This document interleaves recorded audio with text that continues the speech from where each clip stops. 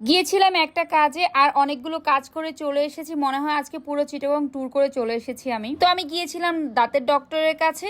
এক জায়গায় গিয়ে যে কত জায়গায় চলে এসেছে, আর আমাদের বাহানা শুধু বাইরে যাইতে পারলেই হয় আমাদের মামির। হ্যালো এভরিওয়ান, আসসালামু আলাইকুম। কেমন আছেন সবাই? নতুন একটি দিনে সবাইকে স্বাগতম জানাচ্ছি।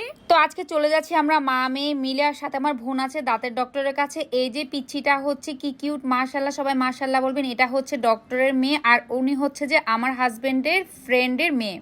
তো ওখানে কাজ সারিয়ে চলে এসেছি টেরি বাজারে। আমাদের কথা ছিল টেরি বাজারে আসবো, আমার মেয়েকে নিয়ে স্যামসে যাব, ও হচ্ছে খেলাধুলা করবে, দেন আমরা বাসায় চলে আসবো। আর আমাদের তো টেরি বাজারে যাইলেই হয় আমার পুরো মাথাই নষ্ট হয়ে যায়। আমি কি নিব না কি নিব শুধু ভাবতে থাকি, আর আমার সব ইচ্ছে করে যে আমি একসাথে নিয়ে চলে আসি। বাইরে গেলে যে আমার মেয়ের এত চঞ্চলতা বেড়ে যায়, মাশাল্লাহ সবাই ওকে অনেক আদর করে, ও টুনটুন করে সবার সাথে কথা বলে। এই দোকানগুলোকে সব নিজের দোকান করে নেয়, নিজের ইচ্ছা মতো সবকিছু করে, কেসে উঠে যায়, ওদের কাপড় নিয়ে দুষ্টামি করে, বাট ওরা ওকে অনেক আদর করে। আর আমি টেরি বাজারের এই দোকানগুলো থেকে সব সময় কাপড় কিনে থাকি, আর যার জন্য সবাই আমাকে চিনে। আর টেরি বাজারে তো আপনারা জানেন কাপড়ের জন্য বিখ্যাত, পাইকারি এন্ড বিয়ের কাপড় সবকিছু আমরা টেরি বাজারে এক জায়গায় গেলে আমরা সবকিছুই পেয়ে যাই। আর এখানে যে কালেকশন গুলো থাকে অন্য কোথাও এমন কালেকশন পাওয়া যায় না, আপডেট কালেকশন গুলো সব পাওয়া যায়, যার জন্য আমি ওখানে যাই। আমি জামার কাপড় কিনে নিলাম এন্ড প্যান্টের কাপড় কিনেছি। প্যান্টের কাপড় আমি সবসময় এই দোকান থেকে নিই, ওদের কাপড়গুলো কিন্তু অনেক ভালো। অন্যান্য সব থেকে আমার কাছে মনে হয় তুলনামূলক ভাবে একটু কম আছে।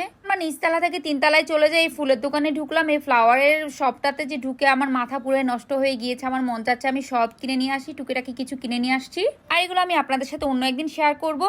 তো আজকে এই লেজের দোকানে চলে গিয়েছি। এখান থেকে আমি যে জামার কাপড় নিয়েছি তার সাথে ম্যাচিং করে আমি এখান থেকে লেজ নিয়ে নিয়েছি। আর আমি লেজটাও সবসময় এই দোকান থেকেই কিনে থাকি। তো কি শপিং করলে হবে, খেতেও তো হবে, তাই না? তো আমার ক্ষুধা লেগেছিল, আমরা চলে এসেছিলাম কাচি ডাইনে। সানমারের পাশে যে কাচি ডাইনটা আছে ওখানে আমি সবসময় খাই। ওই জায়গাটাতে সবাই মোটামুটি আমাদেরকে চিনে, আমার বাচ্চাকেও সেখানে ও গেলেই হয়েছে, ওকে সবাই আদর করবে, সবার কাছে চলে যায়, নিজে নিজেই চলে যায়। আর বরাবরের মতো আমার কাচ্চি সবচাইতে ফেভারিট। আমি যদি বাইরে বেশি কিছু খেয়ে থাকি তাহলে আমি প্রায় কাচ্চি খেয়ে থাকি, আর আমি কাচ্চি খেলে ওদের ওখানেই খাই, আমার অনেক মজা লাগে।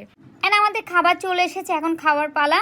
ওদের কাচ্চিগুলো আমার বরাবরের মতো অনেক পছন্দ, তাই বারবারই আমি ওখানে খেতে যাই। আর এই যে আমার ঢঙ্গি ঢং করা শুরু হয়ে গিয়েছে। এই রেস্টুরেন্টটাতে গেলে ওরা আমার খুঁজে খুঁজে বের করতে হয়, ও কোত্থেকে যে কোথায় চলে যায়, মানে আমি নিজে পাগল হয়ে যাই। তো খাওয়া দাওয়া শেষ, এখন হচ্ছে আমরা চলে এসেছি সানমারে। আর কি এখন কি আমার মেয়েকে আর পাওয়া যাবে? তাকে দৌড়ায় দৌড়ায় পিছনে পিছনে ধরতে হবে, আর আমার সারাক্ষণ ওর পিছনে দৌড়াইতে হবে। হয়তো কোনো শপে ঢুকে যাবে, কোনো কিছু ধরবে। এখন চলে গিয়েছিলাম ওপেলিয়াতে। মার্কেটে গেলে আমার পুরো মাথাটাই খারাপ হয়ে যায়, এমন মেজাজ খারাপ লাগে যখন আমি কোনো শপে জুতা খুঁজতে খুঁজতে আমার সাইজের জুতা পাই না, আমার পছন্দ মতো জুতা আমি না পাই, তখন বেশি মেজাজটা খারাপ হয়ে যায় আমার। এই শপটাতে গিয়ে কিছু টুকিটাকি কেনাকাটা করেছিলাম আমার মেয়ের জন্য, আর সে তো পারে না যে সব কিছু নিয়ে চলে আসার জন্য। এই যে দেখেন কি অবস্থা করতেছে সে শপে গিয়ে। আমরা আরেকটা শপে চলে আসি, আমাদের কিছু কেনাকাটা বাকি ছিল, এখান থেকে আমরা এগুলো করে নিয়েছি। তারপর শেষ কেনাকাটা, এখন বাসায় যাওয়ার পালা। যাওয়ার সময় এই সবজিগুলো দেখে যে আমার এত লোভ লাগছিল, আমি যে একটু ভিডিও করে নিই। আমার মেয়ে তো কান্নাকাটি শুরু করে দিয়েছিল এই ফ্লাওয়ারগুলো নেওয়ার জন্য। ও ভাবছে এগুলো কি না কি মানে ও চাচ্ছিল যে ফ্লাওয়ারগুলোকে বাসায় নিয়ে আসার জন্য।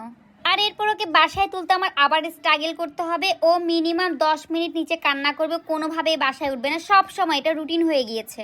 তারপর বাসায় চলে আসে, আসার পর মেজাজটা আমার আরো বেশি খারাপ হয়ে গিয়েছিল। এই যে টুকিটাকি এগুলো কিনেছিলাম, আর অনেক কিছু কিনেছি, অন্যদিন শেয়ার করব।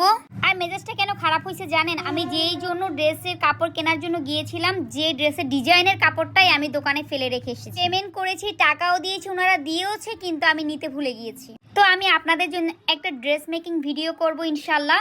এই ড্রেসটাই রেডি করে আমি আপনাদেরকে ডিটেইলে সব কিছু শেয়ার করবো ইনশাল্লাহ। এই তো কথা বলতে বলতে ভিডিও প্রায় শেষের দিকে চলে এসেছে। আমার ভিডিওটা যদি আপনাদের কাছে ভালো লেগে থাকে অবশ্যই একটা করে লাইক কমেন্ট শেয়ার করে দিবেন, আর আমার মেয়েটার জন্য অনেক অনেক দোয়া করবেন। আপনারা সবাই ভালো থাকবেন, আর আমার ভিডিওটা কেমন লেগেছে অবশ্যই কমেন্ট করে জানাবেন। আল্লাহ হাফেজ।